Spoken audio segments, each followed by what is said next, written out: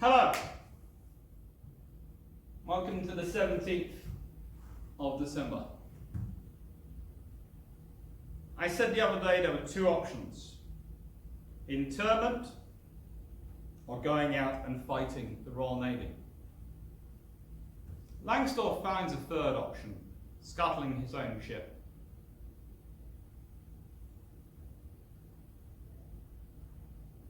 It's not cowardice. It's a very, very tough decision for a captain to make, to scuttle his own ship.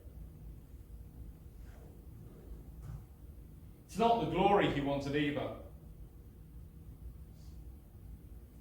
The fact that they don't do enough to take out the vital equipment, the Sea-Cat radar and other things,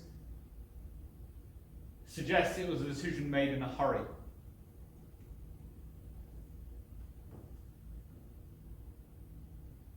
It was a decision made when they thought they had no other option.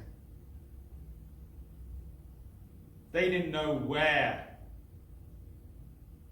the Ark Royal and the Renown were. They didn't know where the heavy cruisers were. They knew they were coming. Royal Navy knew they were coming. They were doing their best to make sure the Graf Spee and all the Germans knew that they were coming.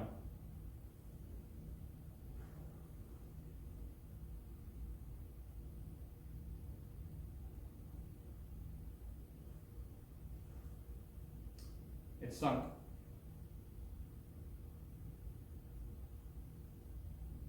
It's rather sad, really. A ship like that should always go down fighting. But, no. Going down fighting would not have suited, in many ways, Germany. Might have done. It's kind of an interesting thing, a heroic action where she'd thrown herself, hurled herself against the Royal Navy. Anything she managed to take with her would have probably been something that the Germans could work with.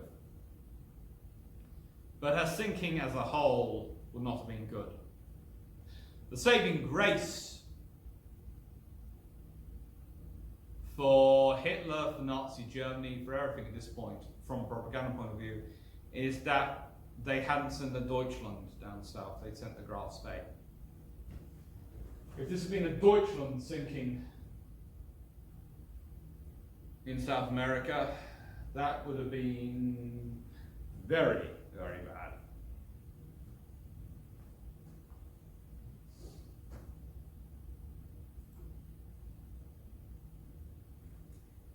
It doesn't end there, though.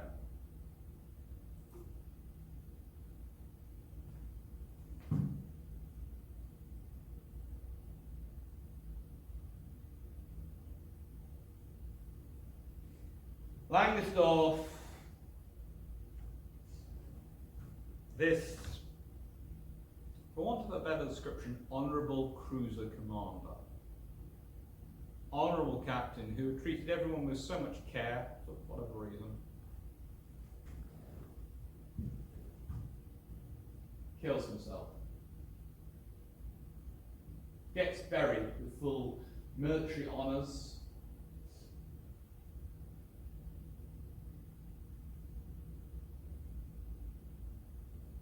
But still, this in a few days.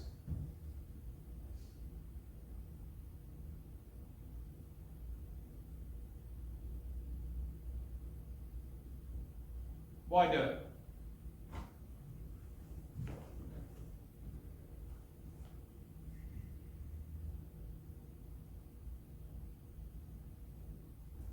Honor? After losing a ship, I think you can go to a dark place as a captain. From all the studies I've done, I've never been through the experience myself, of course. You can go to a very dark place. After losing a ship, you can go to a dark place. And I think it's very difficult for anyone who hasn't been in that place to make a judgment.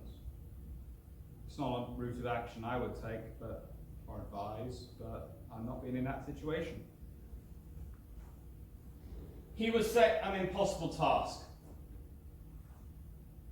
He was sent a massive task. But he did it. He did the best he could, and that's not to be slighted. That's not to be misunderstood. He did as much as any cruiser commando with a single ship sent down to the South Atlantic, nearly 10,000 miles away from home, once you include all the whole route to get home, could have been expected to achieve, and he did well.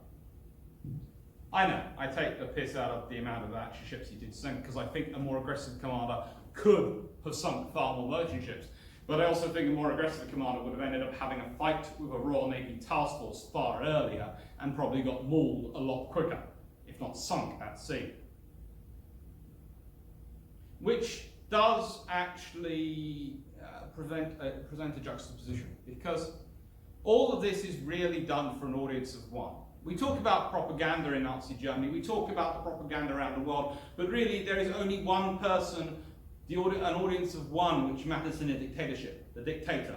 Which is why when you're talking about absolutist powers, it gets so complicated. Hitler wanted glory, but he also didn't like losing his toys. He's the little kid who goes into a nursery and shows off his new toys, but doesn't want anyone else to play them. We all remember that kid from primary school, really nursery and younger. Yeah, annoying people. Always brought in a really cool T-Rex, but leaving that to one side. I don't let anyone play that. Leaving that to one side. This is life. This is the scenario that's happened. Langsdorff has tried to achieve the impossible and has failed. Now, we can talk.